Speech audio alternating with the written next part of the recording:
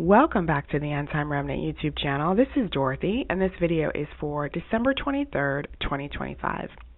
Today's lesson comes from the book of Daniel, chapter 3, verses 16 through 19, which reads, Shadrach, Meshach, and Abednego answered and said to the king, O Nebuchadnezzar, we have no need to answer you in this matter.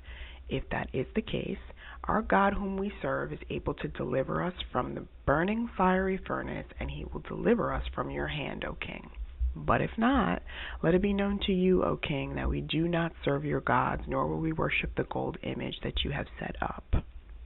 Then Nebuchadnezzar was full of fury, and the expression on his face changed toward Shadrach, Meshach, and Abednego. He spoke and commanded that they heat the furnace 7 times more than what it was usually heated. So for those who are unfamiliar with the biblical story of the 3 Hebrew boys, simply put, they would not bow to worship the golden statue of the reigning king at that time. They were sentenced to be killed in the furnace, and they decided that they weren't about to go back and forth with the king. Right? We're not going back and forth with you. They were very solid about their belief, and they were ready to die if necessary. The king was so enraged by their faith in God and unwillingness to be moved that he gave word for the furnace to be turned up 7 times hotter.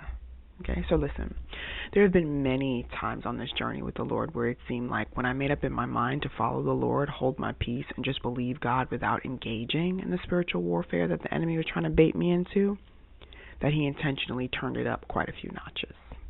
Okay, and this was frustrating to me until I realized it wasn't my imagination, but it was actually quite biblical. The enemy can't stand when we just rest in the power of God. Sometimes we're being drawn into spiritual battles that we were actually never meant to fight. Sometimes, just like the 3 Hebrew boys, the winning strategy is to refrain from even engaging with the enemy. Treat him like a telemarketer or a spam call and just don't even pick up, right? Now, from experience, this is going to anger the enemy and cause him to kick it up a few notches. But just like the Hebrew boys, I have always come out of the furnace completely preserved and not looking like what I've been through, right? And so the lesson for me is that rest is actually a form of warfare. Silence is actually a form of warfare. Refusing to engage with the enemy is actually a form of warfare. Peace is actually a form of warfare, and it works quite well.